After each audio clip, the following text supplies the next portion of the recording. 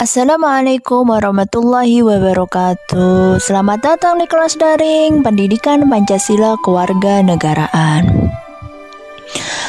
Minggu lalu kita sudah membahas tentang agama dan kepercayaan. Nah, minggu ini kita akan membahas tentang pertahanan dan keamanan. Nah, anak-anakku sekalian, upaya mempertahankan kemerdekaan itu termaktub ke dalam Undang-Undang Dasar 1945 tentang pertahanan dan keamanan pasal 30. Kemerdekaan negara Indonesia itu dapat dipertahankan apabila dibangun pondasi atau sistem pertahanan dan keamanan negara yang kokoh.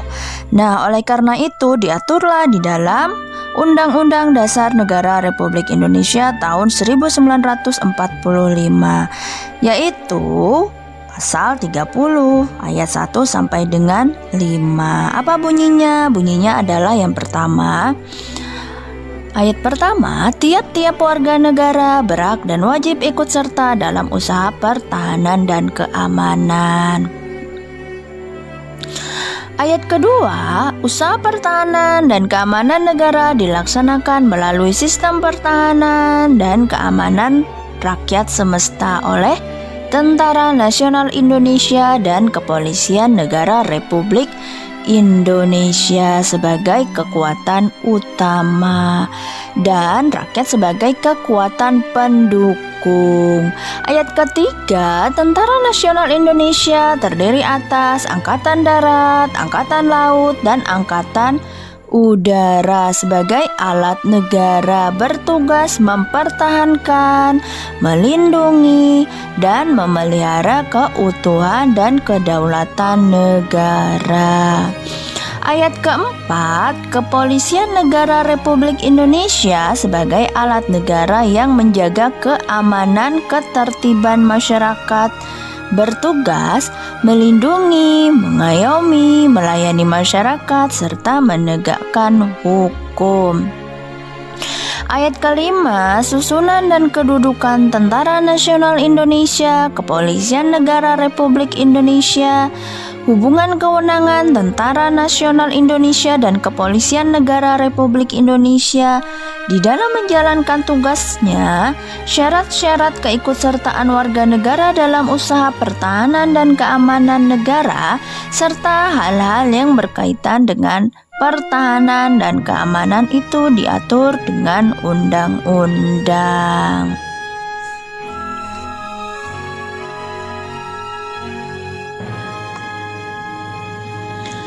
Nah, Undang-Undang Negara Republik Indonesia tahun 1945 juga memberikan gambaran bahwa usaha pertahanan dan keamanan negara itu dilaksanakan dengan menggunakan sistem pertahanan keamanan rakyat semesta atau Siskamhamrata. Oke, sebelum kita masuk lebih lanjut, Ibu akan sedikit menjelaskan tentang apa itu pertahanan negara. Nah, pertahanan negara merupakan faktor yang sangat hakiki dalam menjamin kelangsungan hidup suatu negara. Kemampuan mempertahankan diri terhadap ancaman dari luar negeri dan atau dari dalam negeri menentukan nasib suatu negara dalam mempertahankan keberadaannya. Nah, bagi bangsa Indonesia telah menjadi suatu keharusan untuk membela, mempertahankan dan menegakkan kemerdekaan serta kedaulatan negara dan bangsa berdasarkan Pancasila dan Undang-Undang Dasar tahun 1945.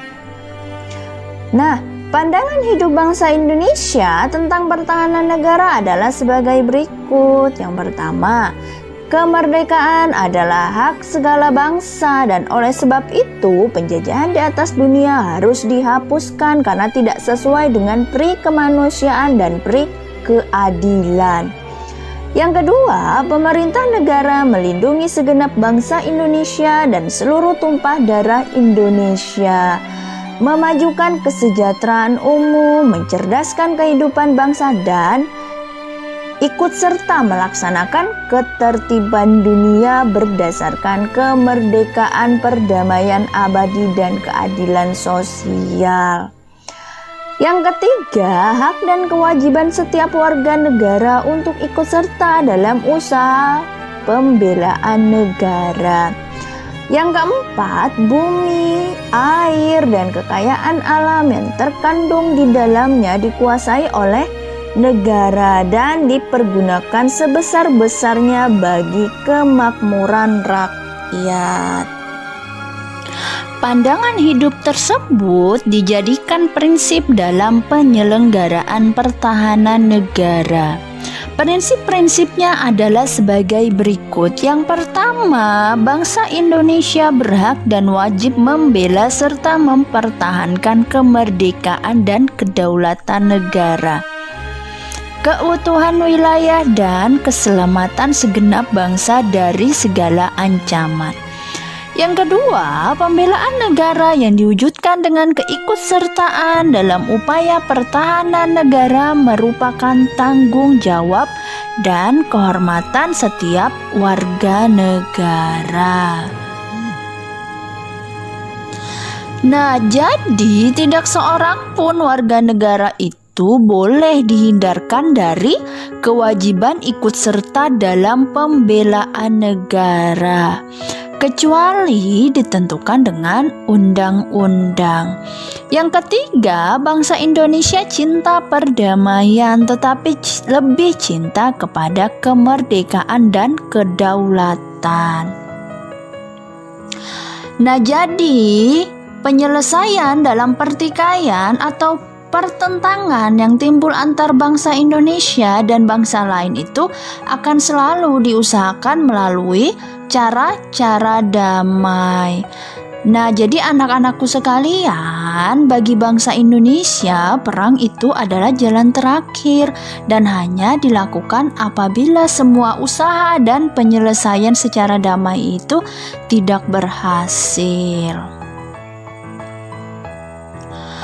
Yang keempat, bangsa Indonesia menentang segala bentuk penjajahan dan menganut politik bebas aktif. Nah, ini adalah pandangan tersebut. Maksudnya apa? Maksudnya adalah bangsa Indonesia itu tidak terikat atau ikut serta dalam suatu fakta pertahanan dengan negara lain. Yang kelima, bentuk pertahanan negara itu bersifat semesta. Artinya melibatkan seluruh rakyat dan segenap sumber daya nasional, sarana dan prasarana nasional, serta seluruh wilayah negara sebagai satu kesatuan pertahanan. Yang keenam, pertahanan negara disusun berdasarkan prinsip demokrasi, hak asasi manusia, kesejahteraan umum, lingkungan hidup, ketentuan hukum nasional, hukum internasional, dan kebiasaan internasional, serta hidup berdampingan secara damai dengan memperhatikan kondisi geografis Indonesia sebagai negara kepulauan. Nah, anak-anakku sekalian, problematika pertahanan itu semakin tinggi di tengah era globalisasi ini. Perkembangan ilmu pengetahuan, teknologi, komunikasi, dan informasi itu dapat mengubah pola serta bentuk ancaman. Nah, ancaman yang semula hanya bersifat konvensional fisik saat ini itu berkembang menjadi multidimensional. Maksudnya seperti anak-anakku sekalian, maksudnya adalah fisik dan non-fisik. Nah, anak-anakku sekalian, penyebabnya itu biasanya bersumber dari permasalahan imposesbudankam, ideologi, politik, ekonomi, sosial, budaya, maupun permasalahan keamanan yang berkaitan dengan kejahatan internasional. Seperti apa? Seperti terorisme, imigran gelap, bahaya narkotika, pencurian kekayaan alam, bajak laut, dan perusakan lingkungan.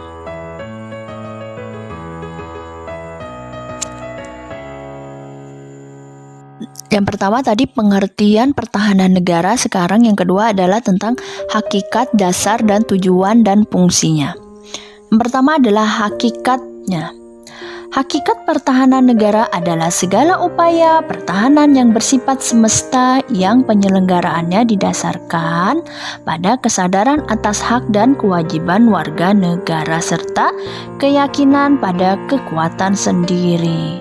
Maksudnya seperti apa? Maksudnya di sini pengikut sertaan seluruh warga negara, pemanfaatan seluruh sumber daya nasional dan seluruh wilayah negara dalam usaha pertahanan negara. Yang kedua, dasar prinsip demokrasi, hak asasi manusia, kesejahteraan umum, lingkungan hidup, ketentuan hukum nasional, hukum internasional, dan kebiasaan internasional, serta prinsip hidup berdampingan secara damai. Selanjutnya ada tujuan. Tujuan pertahanan negara adalah untuk menjaga dan melindungi kedaulatan negara, keutuhan wilayah negara, kesatuan Republik Indonesia, dan keselamatan segenap bangsa dari segala bentuk ancaman. Nah, jadi kita harus mengantisipasi setiap usaha dan kegiatan, baik dari dalam negeri maupun dari luar negeri yang dinilai dapat membahayakan kedaulatan negara atau keutuhan wilayah negara dan keselamatan segenap bangsa. Yang terakhir adalah fungsinya. Fungsinya untuk apa? Fungsinya di sini adalah untuk mewujudkan dan mempertahankan seluruh wilayah negara kesatuan Republik Indonesia sebagai satu kesatuan pertahanan. Nah, jadi di sini anak-anakku sekalian, setiap ancaman terhadap sebagian wilayah merupakan ancaman terhadap seluruh wilayah dan menjadi tanggung jawab segenap bangsa Indonesia. Yang ketiga, penyelenggaraan pertahanan negara. Pertahanan negara diselenggarakan melalui usaha membangun dan membina kemampuan, daya tangkal negara dan bangsa, serta menanggulangi setiap ancaman. Upaya ini diselenggarakan oleh pemerintah dan dipersiapkan secara dini dengan sistem pertahanan negara. Sistem ini diperlukan untuk menghadapi berbagai ancaman. Ancaman pertama yang harus dihadapi adalah ancaman militer. Jenis ancaman ini menempatkan Tentara Nasional Indonesia sebagai komponen utama. Dukungan juga diperoleh dari komponen cadangan dan komponen pendukung. Jenis ancaman ini menggunakan kekuatan bersenjata yang terorganisasi. Kekuatannya mampu membahayakan kedaulatan negara, keutuhan wilayah negara, dan keselamatan segenap bangsa. Inilah bentuk-bentuk ancaman militer yang dapat terjadi sebagai berikut. Yang pertama ada agresi. Nah, anak-anakku sekalian, ada yang tahu apa itu agresi? Ibu akan menjelaskan sedikit apa itu agresi. Agresi berupa penggunaan kekuatan bersenjata oleh negara lain terhadap kedaulatan negara, keutuhan wilayah, dan keselamatan segenap bangsa. Nah, anak-anakku sekalian, ini bentuk dan cara-cara agresi. Yang pertama ada invasi. Invasi ini berupa serangan oleh kekuatan bersenjata negara lain terhadap wilayah negara kesatuan Republik Indonesia. Yang kedua ada bombardemen, berupa penggunaan senjata lain yang dilakukan oleh angkatan bersenjata negara lain terhadap wilayah negara kesatuan Republik Indonesia. Yang ketiga ada blokade terhadap pelabuhan atau pantai atau wilayah udara negara kesatuan Republik Indonesia oleh angkatan bersenjata negara lain. Yang tadi pertama agresi, sekarang yang kedua adalah pelanggaran wilayah yang dilakukan oleh negara lain, baik yang menggunakan kapal maupun pesawat non-komersial. Yang ketiga ada spionase yang dilakukan oleh negara lain untuk mencari dan mendapatkan rahasia militer.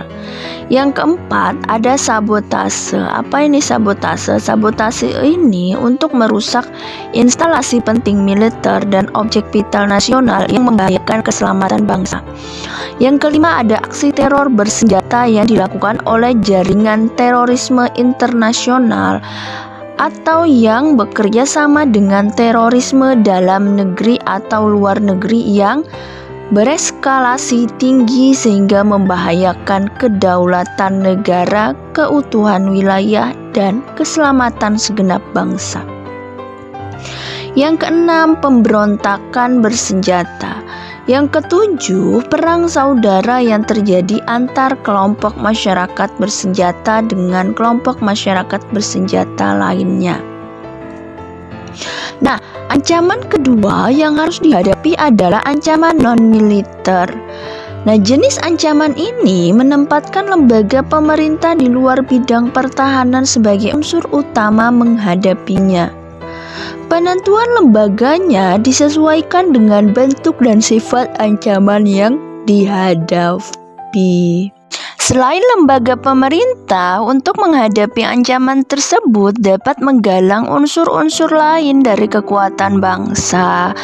Kekuatan yang dapat kita pergunakan adalah unsur komponen cadangan dan komponen pendukung. Anak-anakku sekalian, tahukah kalian apa yang dimaksud dengan komponen cadangan dan komponen pendukung? Baiklah, Ibu akan menjelaskan sedikit apa itu komponen cadangan dan apa itu komponen pendukung. Komponen cadangan terdiri atas warga negara, sumber daya alam, sumber daya buatan, serta sarana dan prasarana nasional yang telah disiapkan untuk dikerahkan melalui mobilisasi guna memperbesar dan memperkuat komponen utama. Yang kedua, komponen pendukung terdiri atas warga negara, sumber daya alam, sumber daya buatan, serta sarana dan prasarana nasional yang secara langsung atau tidak langsung dapat meningkatkan kekuatan dan kemampuan komponen utama dan komponen cadangan. Nah, pada pembahasan tadi itu, anak-anakku sekalian, jelas bahwa setiap warga negara berhak dan wajib ikut serta dalam upaya bela negara.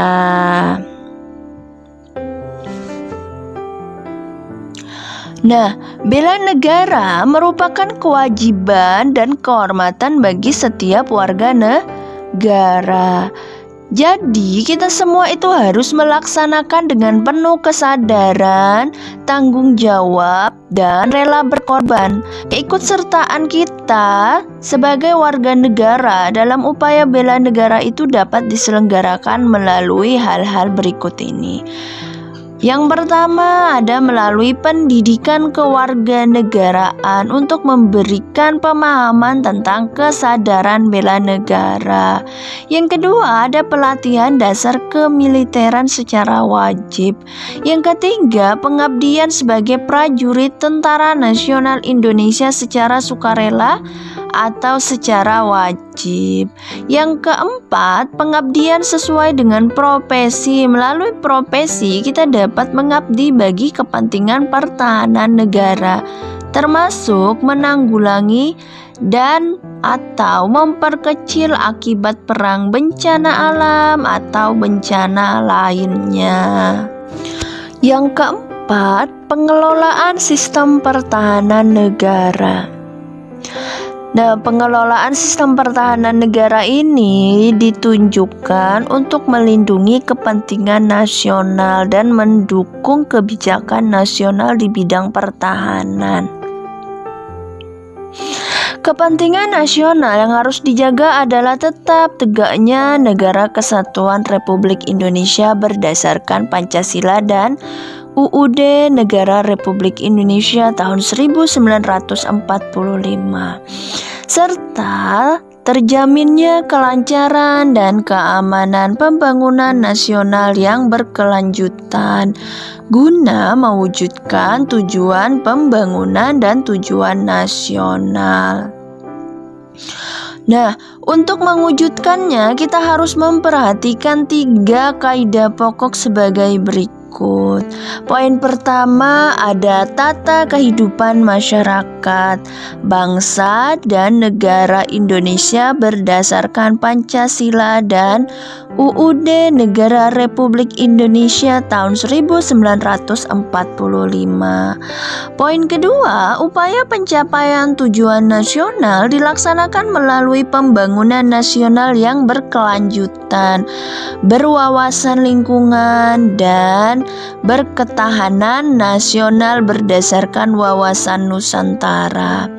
Poin ketiga, sarana digunakan adalah seluruh potensi dan kekuatan nasional yang didaya gunakan secara menyeluruh dan terpadu.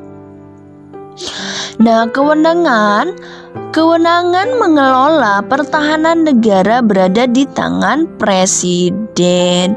Seorang presiden itu berhak menetapkan kebijakan umum pertahanan negara yang menjadi acuan bagi perencanaan, penyelenggaraan, dan pengawasan sistem pertahanan negara. Anak-anakku sekalian, tadi kita sudah membahas pertahanan negara.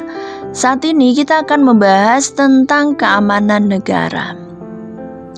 Hakikat keamanan nasional adalah segala upaya memberdayakan seluruh kekuatan secara bertahap dan terpadu untuk menciptakan stabilitas keamanan melalui suatu sistem keamanan nasional. Nah, anakku, ini adalah tujuannya. Tujuannya untuk apa? Tujuannya untuk mewujudkan kondisi yang dinamis bangsa dan negara kesatuan Republik Indonesia yang secara fisik dan psikis bagi setiap individu, warga negara, masyarakat, pemerintah, dan negara serta keberlangsungan pembangunan nasional yang bebas dari segala ancaman. Nah, anak-anakku, adapun fungsi penyelenggaraan keamanan nasional adalah sebagai berikut. Yang pertama, membangun, memelihara, dan mengembangkan sistem keamanan nasional secara menyeluruh, terpadu, dan terarah. Yang kedua, mewujudkan seluruh wilayah yurisdiksi nasional sebagai satu kesatuan keamanan nasional. Yang ketiga, memelihara dan meningkatkan stabilitas keamanan nasional melalui tahapan pencegahan dini, peringatan dini, penindakan dini, penanggulangan, dan pemulihan. Nah, anak-anakku sekalian, ada yang tahu apa itu pencegahan dini, peringatan dini, penindakan dini, penanggulangan, dan pemulihan? Baik, Ibu akan menjelaskan sedikit apa itu pencegahan dini. Pencegahan dini itu merupakan langkah dan tindakan untuk mencegah terjadinya potensi ancaman oleh instansi pemerintah terkait agar tidak berkembang menjadi ancaman nyata dan memperkecil dampak dari ancaman apabila tetap terjadi. Nah, tadi ada peringatan dini. Apa itu peringatan dini? Peringatan dini itu merupakan tindakan peringatan tentang adanya potensi ancaman terhadap keamanan nasional berdasarkan informasi yang akurat, komprehensif, dan tepat waktu kepada instansi pemerintah terkait agar dapat diantisipasi dan ditindaklanjuti seawal mungkin. Nah, selanjutnya tadi ada penindasan dini. Apa itu penindasan dini? Penindasan dini ini merupakan langkah dan tindakan agar potensi ancaman yang timbul itu dapat ditangani sejak awal dengan upaya yang tepat tepat, cepat, dan terukur sesuai akar dan karakteristik ancaman oleh instansi pemerintah terkait beserta instansi pendukung untuk memperkecil dampak akibat ancaman yang terjadi. Selanjutnya tadi ada penanggulangan. Nah, apa sih penanggulangan itu?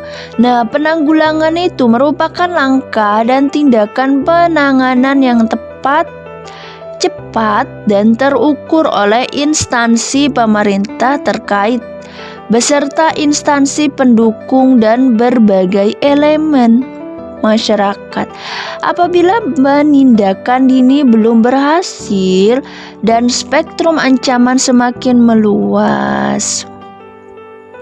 Nah, selanjutnya ada pemulihan.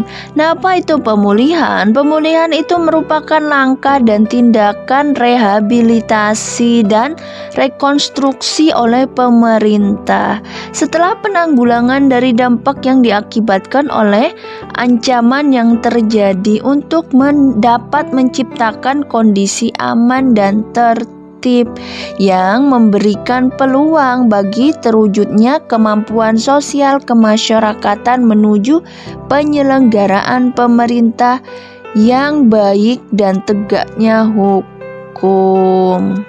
Yang kedua, status keadaan keamanan nasional. Status keadaan keamanan nasional itu menggunakan status hukum tata laksana pemerintahan yang berlaku. Nah, anak-anakku sekalian, adapun status-status yang kalian harus ketahui adalah sebagai berikut. Silakan kalian lihat di slide-nya ya, Nak. Yang ketiga, ancaman keamanan nasional. Di sana ada jenis dan sasaran ancaman. Jenis ancaman merupakan penggolongan jenis ancaman berdasarkan sumber ancaman, baik yang berasal dari dalam dan luar negeri, serta pelaku yang terdiri atas negara, bukan negara, maupun individu yang didukung oleh negara lain. Nah, anak-anakku sekalian, adapun jenis ancaman itu terdiri atas yang pertama, ancaman militer, ancaman bersenjata, dan ancaman tidak bersenjata. Apa itu ancaman militer, ancaman bersenjata, ancaman tidak bersenjata? Ibu akan menjelaskan sedikit. Ancaman militer adalah ancaman yang menggunakan kekuatan bersenjata yang terorganisasi dan dinilai mempunyai kemampuan yang membahayakan kedaulatan negara, keutuhan wilayah negara, serta keselamatan segenap bangsa. Yang kedua, ancaman bersenjata, yaitu ancaman kekuatan bersenjata baik yang terorganisasi maupun tidak, yang dapat membahayakan keselamatan individu, warga negara, masyarakat, kedaulatan negara, keutuhan wilayah negara, serta keselamatan bangsa seperti separatis dan teroris atau pencurian kekayaan alam di laut. Yang ketiga, ancaman tidak bersenjata, yaitu ancaman yang tidak menggunakan senjata yang ditimbulkan oleh bencana alam dan non-alam yang membahayakan keselamatan insani, keselamatan publik, keselamatan negara, serta pertahanan negara di segala aspek kehidupan. Nah, anak-anakku sekalian, ini ada contoh dari jenis ancamannya. Di antaranya yang pertama, penganiayaan terhadap individu, warga negara maupun kelompok, kerusuhan yang bersifat masif, penyakit yang menular, gempa bumi, dan tsunami. Nah, setiap ancaman tentu mengarah kepada sasaran tertentu. Nah, anak-anakku sekalian, adapun sasaran dari ancaman itu terdiri atas yang pertama, bangsa dan negara, yaitu ancaman terhadap kedaulatan dan keutuhan wilayah negara kesatuan Republik Indonesia. Yang kedua, keberlangsungan pembangunan nasional. Yang ketiga, masyarakat. Yang keempat, insani, yaitu ancaman baik terhadap warga negara Indonesia maupun warga negara asing yang berada di wilayah Indonesia. Yang keempat, penyelenggaraan keamanan nasional. Nah, adapun unsur keamanan nasional yang perlu kalian pahami dapat kita bedakan menjadi 3. Silakan kalian lihat di slide-nya. Yang kelima, pelaksanaan. Keamanan nasional dilaksanakan selaras dengan prinsip-prinsip. Nah, ini ada beberapa prinsip yang harus kalian pahami. Silahkan kalian lihat di slide-nya.